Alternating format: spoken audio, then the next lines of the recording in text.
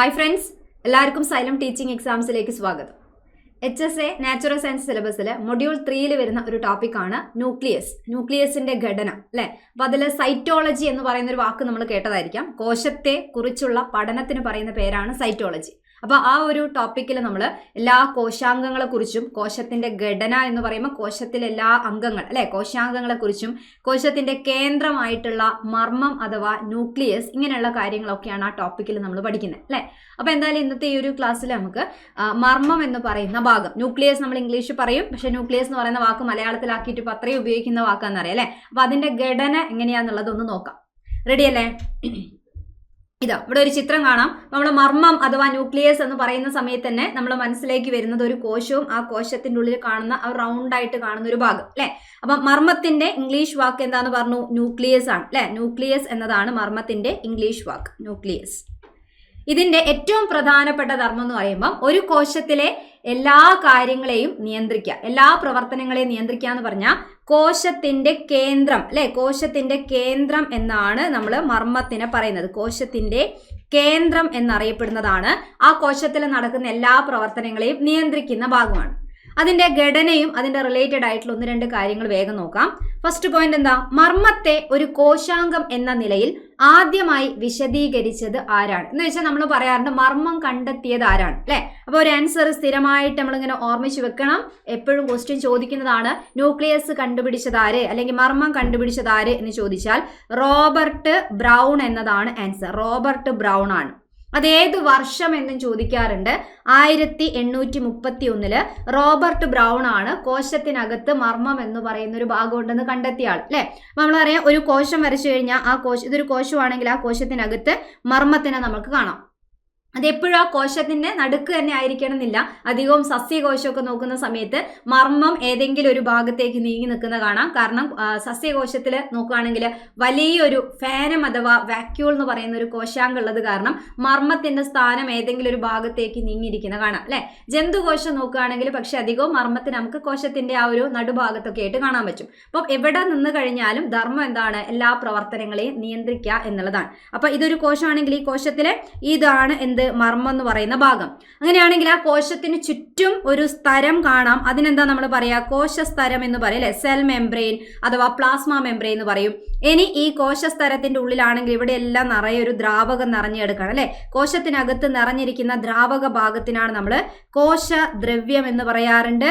ആ കോശദ്രവ്യത്തിൽ കാണപ്പെടുന്ന ഓരോ അംഗങ്ങളുണ്ട് എന്ന് വെച്ചാൽ വേറെ പല കോശാംഗങ്ങളുണ്ട്. നമ്മൾ കേൾക്കുന്നതാണ് മൈറ്റോകോൺട്രിയ, ലൈസോസോം, റൈബോസോം അല്ലെ, ഹരിതകണം എന്നൊക്കെ പറഞ്ഞ് കേൾക്കുന്നതാണ്. ഇവരെല്ലാരെയും കൂടെ ചേർത്ത് നമ്മൾ പൊതുവെ പറയുന്നത് കോശാംഗങ്ങൾ അഥവാ സെൽ ഓർഗനൽ ആണ് എന്നും അറിയാം അല്ലെ.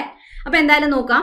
നമ്മൾ എല്ലാത്തിനെയും നിയന്ത്രിക്കുന്ന മർമ്മം കണ്ടുപിടിച്ചത് ആരാ? 1831 റോബർട്ട് ബ്രൗൺ ആണ് കണ്ടുപിടിച്ചത്. അപ്പൊ ഇങ്ങനെ മനസ്സിലാലോചിക്കുക, ഒരു കോശം വരച്ചു കഴിഞ്ഞാൽ നമ്മൾ അതിന്റെ മർമ്മത്തിന് ഒരു ബ്രൗൺ കളർ ഉപയോഗിച്ചാണ് പെയിന്റ് ഒക്കെ കൊടുക്കുകയാണ്, കളറൊക്കെ കൊടുക്കുകയാണെങ്കിൽ ഒന്നുകിൽ നമ്മൾ ബ്ലാക്ക് ഒരു ഡാർക്ക് കളറാ കൊടുക്കുക അല്ലെ. അപ്പൊ കൊടുക്കുമ്പോൾ ഇനി എന്ത് കളർ കൊടുത്താൽ മതി? ബ്രൗൺ കളർ കൊടുത്താൽ മതി. അപ്പൊ റോബർട്ട് ബ്രൗൺ ആണ് കണ്ടുപിടിച്ചത് എന്ന് ഓർമ്മിക്കാം. ഇനി അടുത്തത് ഈ ഒരു ചിത്രം നോക്കിക്കഴിഞ്ഞാൽ അറിയാം, ഇതാണ് നമ്മളെ ഒരു മർമ്മത്തിന്റെ ചിത്രമാണ് കൊടുത്തത് അല്ലെ. മർമ്മത്തിന് ചുറ്റുമായിട്ട് നമുക്ക് ഇവിടെ ഇങ്ങനെ സ്ഥലം കാണാൻ പറ്റും. ഇതുപോലെ മർമ്മത്തിന് ചുറ്റും സ്ഥലമുണ്ട്. ആ സ്ഥലം നോക്കിക്കഴിഞ്ഞാൽ മനസ്സിലാവും അത് ശരിക്കും ഇരട്ട സ്ഥലമാണ്. മർമ്മത്തിന് ചുറ്റുള്ളത് ഇരട്ട സ്ഥലമാണ്. സ്ഥലം വരയ്ക്കുമ്പോൾ നമ്മൾ പൊതുവെ ഇങ്ങനെ അങ്ങ് വരയ്ക്കാറുണ്ട് അല്ലെ. ഇങ്ങനെ ഒരു ഇരട്ട സ്ഥലം വരയ്ക്കും. പക്ഷേ ആ ഇരട്ട സ്ഥലം ഇതുപോലെ 2 സ്ഥലമായിട്ട് ഇങ്ങനെ വരച്ചു കഴിഞ്ഞാൽ മനസ്സിലാക്കുക ഇത് കണ്ടിന്യൂസ് ആയിട്ട് എന്ന് വെച്ചാൽ തുടർച്ചയായിട്ടുള്ള സ്ഥലമല്ല. ഈ ചിത്രം ഇവിടെ കാണുമ്പോൾ നിങ്ങൾക്ക് മനസ്സിലാവും ഇതിന്റെ ഓരോ ഇടയിൽ എന്തുണ്ട്? ഇങ്ങനെ ഗ്യാപ്പ് ഉണ്ട് അല്ലെ, ഓപ്പണിംഗ് ഉണ്ട്. അപ്പൊ മർമ്മത്തിന് ചുറ്റും കാണപ്പെടുന്ന ഈ സ്ഥലത്തിന് പറയുന്ന പേരാണ് മർമ്മസ്തരം അഥവാ ഇംഗ്ലീഷില് ന്യൂക്ലിയർ എൻവലപ്പ് എന്ന് പറയും. ഓക്കെ, എന്താ പറയാ? മർമ്മത്തിന്റെ സ്ഥലത്തിന്റെ പേരാണ് മർമ്മസ്തരം എന്നാണ് പറയാ. റെഡി? ഇനി ഈ മർമ്മസ്തരം തുടർച്ചയായ സ്ഥലമല്ല, അതിന്റെ ഇടയിലൊക്കെ ഗ്യാപ്പ് ഉണ്ടെന്ന് പറഞ്ഞു അല്ലെ, സുഷിരങ്ങളുണ്ട്. അപ്പൊ മർമ്മസ്തരത്തിൽ കാണപ്പെടുന്ന സുഷിരങ്ങൾക്ക് എന്തായിരിക്കും പറയാ? ആ സുഷിരങ്ങൾക്ക് പറയുന്ന പേരാണ് മർമ്മരന്ധ്രം എന്നാണ് പറയുക. എന്താ പറയാ? മർമ്മരന്ധ്രം എന്നാണ് ആ മർമ്മത്തിന്റെ സ്ഥലത്തിലുള്ള സുഷിരങ്ങൾക്ക് പറയുന്ന പേര്. കാരണം ഈ മർമ്മരന്ധ്രത്തിൽ കൂടെയാണ് മർമ്മത്തിനകത്തുള്ള വസ്തുക്കൾ പുറത്തേക്ക് വരുന്നത്. പുറത്തെന്ന് പറഞ്ഞാൽ കോശദ്രവ്യം സൈറ്റോപ്ലാസത്തിലേക്ക് വരിക അല്ലെ. അതേപോലെ സൈറ്റോപ്ലാസത്തിന്റെ ഉള്ളിൽ നിന്ന് മർമ്മത്തിനുള്ളിലേക്ക് കയറേണ്ടവരൊക്കെ അങ്ങോട്ടും ഇങ്ങോട്ടുമുള്ള പദാർത്ഥങ്ങളുടെ സംവഹനത്തിന് സഹായിക്കുന്ന ഭാഗമാണ് എന്ത്? മർമ്മരന്ധ്രം എന്ന് പറഞ്ഞാൽ. ഇനി ഇതിൻ്റെ ഉള്ളിലേക്കുള്ള ഭാഗത്ത് വരികയാണെങ്കിൽ ഈ മർമ്മത്തിൻ്റെ ഉള്ളിലേക്ക് കയറി കഴിഞ്ഞാൽ ഇവിടെയും നിറയെ ഒരു ദ്രാവക ഭാഗം, ഒരു ഫ്ലൂയിഡ് ഇങ്ങനെ നിറഞ്ഞു കിടക്കുകയാണ്. ഈ മർമ്മത്തിനകത്ത് ഫുള്ള് ഒരു ദ്രാവകം ഇങ്ങനെ നിറഞ്ഞു കിടക്കുകയാണ് അല്ലെ. കോശത്തിന്റെ ഉള്ളിൽ കോശദ്രവ്യം കാണപ്പെടുന്നത് പോലെ മർമ്മത്തിന്റെ ഉള്ളിൽ നിറഞ്ഞു കിടക്കുന്ന ഈ ദ്രാവക ഭാഗത്തിന് പറയുന്ന പേരാണ് ന്യൂക്ലിയോപ്ലാസം എന്ന് ഇംഗ്ലീഷ് പറയാറുണ്ട്. അതിന് മലയാളത്തിൽ നമ്മൾ പറയുന്ന പേരാണ് എന്ത്? മർമ്മദ്രവ്യം അല്ലെ. കോശത്തിന്റെ ഉള്ളിലുള്ളത് കോശദ്രവ്യമാണെങ്കിൽ മർമ്മത്തിന്റെ ഉള്ളിൽ കാണപ്പെടുന്ന ഭാഗത്തിന്റെ പേരാണ് എന്ത്? മർമ്മദ്രവ്യം എന്നാണ് പറയാം. മർമ്മദ്രവ്യം എന്നാണ് പറയാം. റെഡി? ഈ മർമ്മദ്രവ്യത്തിലേക്ക് ഒന്ന് നോക്കിക്കഴിഞ്ഞാൽ നമുക്ക് എന്താ കാണാൻ പറ്റുന്നത്? മർമ്മദ്രവ്യത്തിനകത്ത് വേറൊരു ഭാഗം അല്ലെ, ന്യൂക്ലിയസിന്റെ ഉള്ളിൽ ന്യൂക്ലിയസ് പോലെ വേറൊരു കാര്യം കൂടെ കാണാൻ പറ്റുന്നുണ്ട്. മർമ്മത്തിന്റെ ഉള്ളിലും ഒരു കുഞ്ഞു മർമ്മം പോലത്തെ ഒരു ഭാഗമുണ്ട്. അതിന്റെ പേര് മർമ്മകം എന്നാണ്. എന്താണ്? ന്യൂക്ലിയോലസ് എന്ന് ഇംഗ്ലീഷ് പറയും. മലയാളം വാക്കാണ് മർമ്മകം അല്ലെ. മർമ്മത്തിന്റെ ഉള്ളിൽ കാണപ്പെടുന്ന ഗോളാകൃതിയിലുള്ള ഭാഗത്തിന്റെ പേരാണ് മർമ്മകം. മർമ്മകം. ഓക്കെ. അപ്പൊ ഈ മർമ്മകത്തിനെ പറ്റിയുള്ള കാര്യങ്ങളൊക്കെ ഇനി മനസ്സിലാക്കാനുണ്ട്. മർമ്മത്തിന് ചുറ്റും ഇരട്ട സ്ഥലം ഉണ്ടെന്ന് പറഞ്ഞു. അപ്പൊ ഈ മർമ്മകത്തിന് സ്ഥലം ഉണ്ടോ എന്ന് ചോദിച്ചു കഴിഞ്ഞാൽ മർമ്മകത്തിന് സ്ഥലം ഇല്ല. ഇങ്ങനെയൊരു ഭാഗം പിന്നെ എന്തിനാ മർമ്മത്തിന്റെ ഉള്ളിൽ കയറി നിൽക്കുന്നതെന്ന് ചോദിച്ചു കഴിഞ്ഞാൽ ഇവരെ പ്രധാനപ്പെട്ട ധർമ്മം, വളരെ പ്രധാനപ്പെട്ട ധർമ്മം തന്നെയാണ് റൈബോസോമിന്റെ നിർമ്മാണത്തിൽ പങ്കെടുക്കുക എന്നുള്ളതാണ് ധർമ്മം. റൈബോസോം എന്ന് പറഞ്ഞ ഒരു കോശാംഗം നമുക്കറിയാം അല്ലെ. അപ്പൊ റൈബോസോമിന്റെ നിർമ്മാണം നടക്കുന്നത് ഇവിടെ നിന്നാണ് അല്ലെ. നമ്മൾ ഒരിക്കലും പ്രതീക്ഷിക്കാത്ത ഒരു പോയിന്റ് കൂടിയാണ് അല്ലെ. റൈബോസോം ഒരു കോശാംഗമാണ്. ആ കോശാംഗം നിർമ്മിക്കപ്പെടുന്നത് മർമ്മകത്തിലാണ്. റൈബോസോമിന്റെ നിർമ്മാണത്തിന് ആവശ്യമായ റൈബോസോമൽ RNA എന്ന് പറയുന്ന RNAന്റെ നിർമ്മാണത്തിലൊക്കെ പങ്കെടുക്കുന്ന ആളാണ് ഈ മർമ്മകം. മർമ്മകത്തിന് സ്ഥലാവരണം ഇല്ല എന്നുള്ളത് മനസ്സിലാലോചിച്ച് വെക്കാം. റെഡി അല്ലേ? അത് കഴിഞ്ഞാൽ പിന്നെ ഇതിൽ എന്തൊക്കെയാണ് നമ്മൾ കാണുന്നത്? നിറയെ ഇങ്ങനെ ചുറ്റുപിണഞ്ഞ് കിടക്കുന്ന കുറേ ഭാഗങ്ങളുണ്ട് അല്ലെ. ഇങ്ങനെ ഒരു കാര്യം, നാര് പോലുള്ള ഒരു കാര്യങ്ങൾ നിറയെ കാണുന്നില്ലേ അല്ലെ. അപ്പൊ അതിന് നമ്മൾ പറയുന്ന പേര് ക്രൊമാറ്റിൻ ജാലിക എന്നാണ്. ഓക്കെ. ക്രൊമാറ്റിൻ ജാലിക. ഇവിടെ ക്രൊമാറ്റിൻ എന്ന് കൊടുത്തിട്ടുണ്ട് അല്ലെ. ക്രൊമാറ്റിൻ ജാലിക. ഇംഗ്ലീഷിലാണെങ്കിൽ ക്രൊമാറ്റിൻ റെറ്റിക്കുലം. ഇങ്ങനെ കെട്ട് പിണഞ്ഞ് കിടക്കുന്ന വലക്കണ്ണി പോലെയുള്ള ഭാഗമാണ് മർമ്മത്തിന്റെ ഉള്ളിൽ കാണപ്പെടുന്ന. അതിന്റെ പേരാണ് ക്രൊമാറ്റിൻ ജാലിക അഥവാ അല്ലെ ക്രൊമാറ്റിൻ റെറ്റിക്കുലം, ക്രൊമാറ്റിൻ നെറ്റ്വർക്ക്, ഇങ്ങനെയുള്ള പേരിലൊക്കെ നമ്മൾ പറയുന്നതാണ്. അപ്പൊ ഇതാണ് നമ്മളെ DNA എന്ന് പറഞ്ഞാൽ, അല്ലെങ്കിൽ നമ്മളെ ജീനുകളെ ഉൾക്കൊള്ളുന്ന ഏറ്റവും പ്രധാനപ്പെട്ട ഭാഗമല്ലേ. നമ്മൾ എവിടെയാണ് DNA കാണപ്പെടുന്നത്? എവിടെയാന്ന് വെച്ചാൽ നമ്മൾ കോശത്തിന്റെ ഉള്ളിൽ എന്ന് പറയും. കോശത്തിന്റെ ഉള്ളിൽ എവിടെയെന്ന് ചോദിച്ചാൽ മർമ്മത്തിന്റെ ഉള്ളിൽ എന്നാ പറയാം. അപ്പൊ ആ മർമ്മത്തിന്റെ ഉള്ളിൽ കാണപ്പെടുന്ന നമ്മളെ ജീനുകളൊക്കെ ഉൾക്കൊള്ളുന്ന ജനിതകം അല്ലെ, ജനിതക ഘടന, അതുമായിട്ട് ബന്ധപ്പെട്ട ഭാഗമാണ് നമ്മളെ ക്രൊമാറ്റിൻ എന്ന് പറയുന്ന ഭാഗം. ഓക്കെ. അപ്പൊ നമ്മൾ ഒരുപാട് കാര്യങ്ങൾ ഇതിന്റെ ഘടനയായിട്ട് ബന്ധപ്പെട്ട് പറഞ്ഞു. അപ്പൊ ഇതൊന്നുകൂടെ ഒന്ന് നമുക്ക് നോക്കാം. പോയിന്റ് വെച്ചിട്ട് ഒന്നുകൂടെ ഒന്ന് ആലോചിച്ച് നോക്കാം. ഒന്നാമത്തെ പോയിന്റ്, മർമ്മം കണ്ടുപിടിച്ചത് ആരാണ്? 1831 റോബർട്ട് ബ്രൗൺ ആണ് കണ്ടുപിടിച്ചത്. സെറ്റ് അല്ലേ? ഇനി അടുത്തത്, ഇതിനകത്ത് കാണുന്ന ഈ ക്രൊമാറ്റിൻ എന്ന് പറയുന്ന ഒരു ഭാഗം ഉണ്ടെന്ന് പറഞ്ഞല്ലേ. ആ ക്രൊമാറ്റിൻ ഒരു മർമ്മത്തെ, ഒരു കോശത്തിന് നമ്മൾ കളർ കൊടുക്കുകയാണെങ്കിൽ അപ്പം ഇതിനകത്തുള്ള ഈ ക്രൊമാറ്റിൻ എന്ന് പറയുന്ന ഭാഗം ക്ഷാരഗുണമുള്ള, നമ്മൾ ഡൈ കൊടുക്കുക എന്ന് പറഞ്ഞാൽ കളർ കൊടുക്കുക എന്നാണ് അർത്ഥം. അപ്പൊ അതൊക്കെ കൊണ്ട് നിറം പിടിപ്പിക്കാൻ കഴിയുന്ന മർമ്മത്തിന്റെ ഘടകത്തെ, എന്നാൽ ഇതിനകത്ത് കാണുന്ന ഇതിനെ ക്രൊമാറ്റിൻ എന്ന് വിളിച്ചതാരാണ്, അല്ലെങ്കിൽ ആ ക്രൊമാറ്റിൻ എന്ന് പറയുന്ന പേരാരാ കൊടുത്തത് എന്ന് ചോദിക്കാറുണ്ട്. അതിന്റെ ആൻസർ ഫ്ലെമിംഗ് എന്നാണ്. ആരാണ്? ഫ്ലെമിംഗ് ആണ് അതിന് ക്രൊമാറ്റിൻ എന്നുള്ള പേര് കൊടുത്ത ആൾ. ഫ്ലെമിംഗ് ആണ് കൊടുത്തത്. ഓക്കെ. യെസ്. ഇനി ഒരു കോശത്തിന്റെ അകത്ത് മർമ്മം കാണപ്പെടുന്നു. ആ കോശം വിഭജിക്കുമ്പോൾ നമുക്കറിയാം മർമ്മവും വിഭജിച്ച് രണ്ടായി മാറിയിട്ട് പോകും അല്ലെ. രണ്ട് കോശങ്ങളിലേക്ക് പോകുന്നറിയാം. അപ്പൊ ഒരു വിഭജനം നടക്കുന്നതിന്റെ മുൻപേ നിൽക്കുന്ന ഒരു കോശത്തിലെ മർമ്മം, വെച്ചാൽ വിഭജനത്തിലേക്ക് പോയിട്ടില്ല, വിഭജനത്തിലുള്ള തയ്യാറെടുപ്പൊക്കെ ഒരു കോശം നടത്തുകയാണെങ്കിൽ ആ സമയത്താണ്, കാരണം വിഭജനത്തിലേക്ക് പോകുന്നതിന്റെ മുൻപേയുള്ള കോശത്തിന്റെ ഉള്ളിലെ മർമ്മം നോക്കിയാലാണ് ഇപ്പൊ നമുക്ക് ഇവിടെയുള്ള ചിത്രത്തിലുള്ളത് പോലെ കാണാൻ പറ്റുക. കാരണം ക്രൊമാറ്റിനും വലക്കണ്ണി പോലെയൊക്കെ ആയിട്ട് വ്യക്തമായിട്ട് നമുക്ക് ഇവരെ കാണാൻ പറ്റുന്നത് വിഭജനത്തിന്റെ മുൻപേ ഉള്ള മർമ്മം നോക്കിക്കഴിഞ്ഞാലാണ്. കാരണം വിഭജനത്തിലേക്ക് പോയാൽ ഈ ക്രൊമാറ്റിൻ എന്ന് പറയുന്ന ഇങ്ങനെ കാണുന്ന ഈ വലക്കണ്ണികളൊക്കെ കൂടെ ചേർന്ന് എന്തായി മാറും? ഇങ്ങനെ കുറുകിത്തടിച്ച് ക്രോമസോമുകൾ എന്ന് പറയുന്ന ഘടനയിലേക്ക് മാറും വിഭജനത്തിലേക്ക് കടക്കുമ്പോൾ. അപ്പോൾ വിഭജനത്തിന് മുൻപെയാണ് നമുക്ക് ഇതുപോലെ ഇങ്ങനെ വലക്കണ്ണി പോലെ കിടക്കുന്നത് കാണാൻ പറ്റുക. വിഭജനത്തിന് മുൻപേയുള്ള ഈ മർമ്മത്തിന് പറയുന്ന പേരാണ് ഇന്റർഫേസ് മർമ്മം. കാരണം നമുക്ക് എല്ലാ കാര്യങ്ങളും വ്യക്തമായിട്ട് മർമ്മത്തിന്റെ കാര്യങ്ങൾ പഠിക്കണമെന്നുണ്ടെങ്കിൽ ഇന്റർഫേസിലുള്ള ഒരു മർമ്മം വെച്ചിട്ടാണ് പഠിക്കാം. കാരണം അപ്പം മാത്രമാണ് നമുക്ക് വ്യക്തമായ സ്ഥലവും ക്രൊമാറ്റിൻ ജാലികയും ഒക്കെ കാണാൻ പറ്റും. വിഭജനത്തിലേക്ക് പോയി കഴിഞ്ഞാൽ ആ സ്ഥലം അപ്രത്യക്ഷമാകും. ഇങ്ങനെയുള്ള ക്രൊമാറ്റിൻ ജാലിക കുറുകിത്തടിച്ച് ക്രോമസോം ഒക്കെ ആയിട്ട് മാറുമ്പോൾ ഒരു മർമ്മത്തിന്റെ ഘടന നമുക്ക് പഠിക്കാൻ കഴിയില്ല അല്ലെ. അപ്പൊ അത് പഠിക്കാൻ പറ്റുന്ന ഒരു സ്റ്റേജാണ് ഇന്റർഫേസ് മർമ്മം. ഇന്റർഫേസ് മർമ്മം എന്ന് പറഞ്ഞു കഴിഞ്ഞാൽ എന്താ, ഒരു വിഭജനത്തിലേക്ക് പോകുന്നതിന്റെ തൊട്ട മുൻപേ ഉള്ള മർമ്മത്തിന്റെ ഘടന അല്ലെങ്കിൽ ആ മർമ്മത്തിന് പറയുന്ന പേരാണ് ഇന്റർഫേസ് മർമ്മം. അപ്പൊ ആ ചിത്രം മനസ്സിലുണ്ടായിരിക്കണം.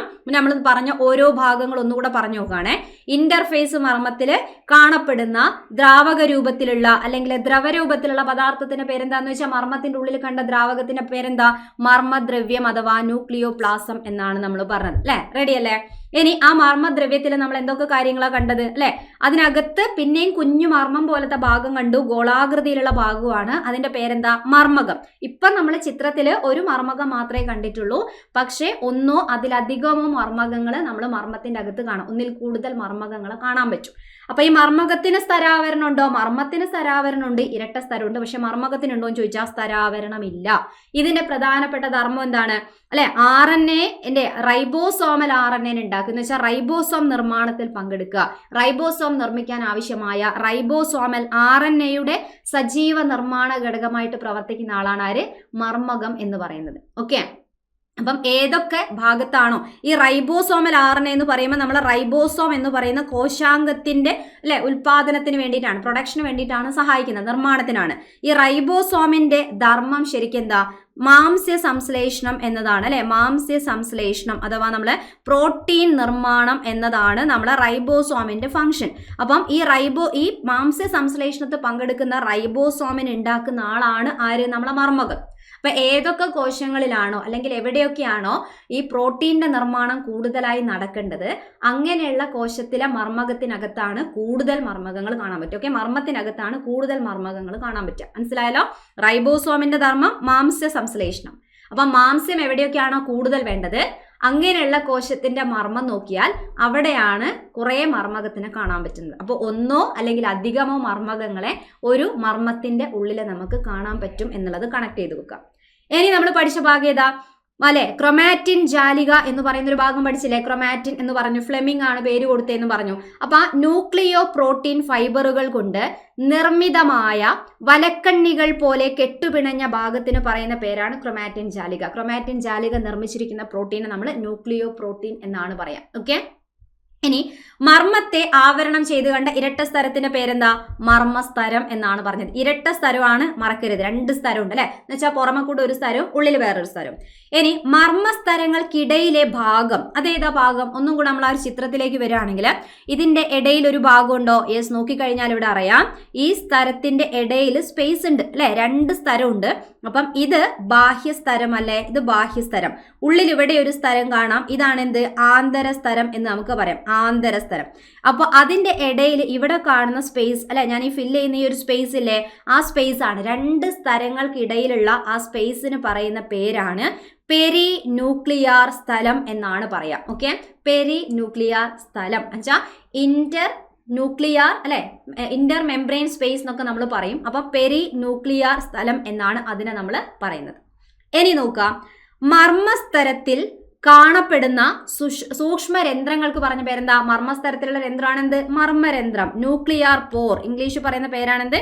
ന്യൂക്ലിയർ പോർ എന്നാണ് നമ്മൾ പറയാം. ഇനി ഈ മർമ്മസ്തരങ്ങൾക്കിടയിൽ ഞാൻ പറഞ്ഞു, മർമ്മസ്തരങ്ങൾക്കിടയിൽ ആ 2 സ്ഥലത്തിന്റെ ഇടയിലുള്ള സ്പേസിനെ നമ്മൾ പെരി ന്യൂക്ലിയർ സ്ഥലം എന്ന് പറഞ്ഞു അല്ലെ, സ്ഥലം എന്ന് പറഞ്ഞു. അപ്പൊ ആ സ്പേസ് ആണ് അവിടെ. അതിന്റെ ആ ഒരു ഗ്യാപ്പ് എത്രയാണ്, അതിന്റെ വീതി എത്രയാന്ന് ചോദിച്ചു കഴിഞ്ഞാൽ ഒരു 10 മുതൽ അല്ലെ 50 നാനോമീറ്റർ വരെയൊക്കെയാണ് എന്ത്? അതിന്റെ ആ സ്പേസ് വീതി എന്ന് പറയും. നാനോമീറ്റർ ആണ് പറയുന്നത്. 10 മുതൽ 50 നാനോമീറ്റർ വരെയാണ് 2 സ്ഥലങ്ങൾക്കിടയിലുള്ള വീതി. ആ സ്പേസ് എത്രയാന്ന് ചോദിച്ചു കഴിഞ്ഞാൽ. ഓക്കെ. ഇനി ഇത് നമ്മൾ എപ്പോഴും ഒരു കോശത്തിലെ മർമ്മം വരച്ചു കഴിഞ്ഞാൽ മർമ്മത്തിന് ഇങ്ങനെ 2 സ്ഥലവും വരയ്ക്കണം എന്ന് നമുക്കിപ്പോൾ മനസ്സിലായി. ആ സ്ഥലം നോക്കുമ്പം ഈ ബാഹ്യ സ്ഥലത്തിന്റെ മുകളിൽ ഇതുപോലെ ചുറ്റുപിടഞ്ഞുകൊണ്ട് വേറൊരു ഭാഗം നമ്മളിങ്ങനെ കാണാറുണ്ട്. എന്ന് വെച്ചാൽ മർമ്മത്തിന്റെ ബാഹ്യ സ്ഥലത്തോട് ചേർന്ന് ചുറ്റുപിണഞ്ഞ് കാണപ്പെടുന്ന ഒരു കോശാംഗത്തിനെയാണ് നമ്മളിവിടെ കണ്ടത്. ആ കോശാംഗത്തിന്റെ പേരെന്താ എന്ന് ചോദിച്ചു കഴിഞ്ഞാൽ ആ കോശാംഗത്തിന്റെ പേരാണ് ഏതാണ്? എൻഡോപ്ലാസ്മിക് റെറ്റിക്കുലം അല്ലെ. നമ്മൾ പറയുന്നത് എന്താണ്? ER എന്ന് ായിട്ട് പറയാറുണ്ട്. അപ്പൊ ഇതാണ് മർമ്മസ്തരത്തിന്റെ, ശ്രദ്ധിച്ചു കേട്ടേക്കുക, മർമ്മസ്തരത്തിന്റെ ബാഹ്യസ്തരത്തോട് ചേർന്ന് നിൽക്കുന്ന കോശാംഗം. മറ്റൊരു കോശാംഗമാണ്. ആ കോശാംഗത്തിന്റെ പേരാണ് എൻഡോപ്ലാസ്മിക് റെറ്റിക്കുലം, ഇങ്ങനെ തന്നെ പേര് പഠിക്കുക. ഓക്കെ, എൻഡോപ്ലാസ്മിക് റെറ്റിക്കുലം എന്നാണ് പറയുക. എൻഡോപ്ലാസ്മിക് റെറ്റിക്കുലം എന്നാണ് ഇതിന്റെ പേര്. ഇതിനെ നമ്മൾ മലയാളത്തിൽ, ഇതൊരു ഇംഗ്ലീഷ് വാക്ക് നമ്മൾ ജസ്റ്റ് മംഗ്ലീഷ് ആക്കിയതാണ് അല്ലെ. അതിന് പറയുന്ന പേരാണ് അന്തർദ്രവ്യ ജാലിക എന്ന് പറഞ്ഞാൽ ഇവർ തന്നെയാണ്. അന്തർദ്രവ്യ ജാലിക എന്ന് പറയും, അല്ലെങ്കിൽ എൻഡോപ്ലാസ്മിക് റെറ്റിക്കുലം എന്ന് പറയും. ഇതിനെ ഷോർട്ട് ആക്കി നമ്മൾ ER എന്ന് പറയാറുണ്ട്. ഓക്കെ, ഇനി ഇത് എപ്പോഴും ഈ ബാഹ്യസ്തരത്തോട് ചേർന്ന് പറ്റിപ്പിടിച്ചോ, അല്ല എന്നുണ്ടെങ്കിൽ നമ്മൾ കോശദ്രവ്യത്തിൽ ഫ്രീ ആയിട്ടൊക്കെ കാണാൻ പറ്റും അല്ലെ. അപ്പൊ എന്തായാലും ഇതിന്റെ ഷേപ്പും കാര്യങ്ങളൊക്കെ വെച്ച് കാണുമ്പോൾ നമുക്ക് മനസ്സിലാക്കാം കോശത്തിന് പൊതുവെ ഒരു ദൃഢത കൊടുക്കാനൊക്കെ ആര് സഹായിക്കും? എൻഡോപ്ലാസ്മിക് റെറ്റിക്കുലം സഹായിക്കും. അതുകൊണ്ട് തന്നെ നമ്മൾ ഇവരെ എന്ത് പറയാറുണ്ട്? കോശാസ്ഥികൂടം എന്നൊക്കെ അറിയപ്പെടുന്ന ഒരു കോശാംഗമാണ് എൻഡോപ്ലാസ്മിക് റെറ്റിക്കുലം. ഓക്കെ, കോശത്തിന്റെ ഉള്ളിൽ ദൃഢത കൊടുക്കുകയാണ് കോശാസ്ഥികൂടം എന്ന് പറയാറുണ്ട്. പിന്നെ കോശത്തിന്റെ ഉള്ളിലുള്ള പദാർത്ഥങ്ങളുടെയൊക്കെ സഞ്ചാരത്തിന് ഇവർ സഹായിക്കാറുണ്ട്. ഇപ്പൊ കോശത്തിനുള്ളിലെ സഞ്ചാരപാത അല്ലെ, കോശത്തിന് ദൃഢത കൊടുക്കുന്നത് കാരണം കോശാസ്ഥികൂടം, പദാർത്ഥ സംവഹനത്തിൽ സഹായിക്കുക, ഇങ്ങനെയുള്ള കുറെ കാര്യങ്ങൾ ചെയ്യുന്ന ഒരു കോശാംഗമാണ് എൻഡോപ്ലാസ്മിക് റെറ്റിക്കുലം അഥവാ അന്തർദ്രവ്യ ജാലിക. ഇത് എപ്പോഴും എന്തിനോട് ചേർന്നുണ്ടാവുക? മർമ്മത്തിന്റെ ബാഹ്യസ്തരത്തോട് ചേർന്നാണ് ഉണ്ടാവുക. ഓക്കെ, അപ്പൊ മർമ്മത്തിന്റെ കുറച്ച് കാര്യങ്ങളൊക്കെയാണ് നമ്മളിപ്പോ പറഞ്ഞത്. ഇതേപോലെ മർമ്മവും മറ്റുള്ള ഒരുപാട് കോശാംഗങ്ങൾ ഇനി പഠിക്കാനുണ്ട്. അപ്പോൾ ഓരോ കോശാംഗത്തിന്റെയും ഘടനയും കാര്യങ്ങളൊക്കെയാണ് എന്ത് ചെയ്യാനുള്ളത്, വരുന്ന ക്ലാസ്സുകളിലൊക്കെ ആയിട്ട് നമുക്ക് മനസ്സിലാക്കാനുള്ളത്. ഓക്കെ, അപ്പം ഇന്നത്തെ ക്ലാസ്സിൽ നമ്മൾ പറഞ്ഞ ന്യൂക്ലിയസ് അഥവാ മർമ്മത്തിന്റെ ഘടനയാണ് പ്രധാനപ്പെട്ട കുറച്ച് കാര്യങ്ങളൊക്കെ നമ്മൾ ഡിസ്കസ് ചെയ്തു. ആ പറഞ്ഞ കാര്യങ്ങളൊക്കെ എല്ലാവർക്കും ക്ലിയർ ആയി കാണുമെന്ന് വിചാരിക്കുന്നു. അപ്പോൾ ഇനിയുള്ള ക്ലാസ്സുകൾ ഇതുപോലെ വേറെ ടോപ്പിക്കായിട്ട് നമുക്ക് വീണ്ടും കാണാം.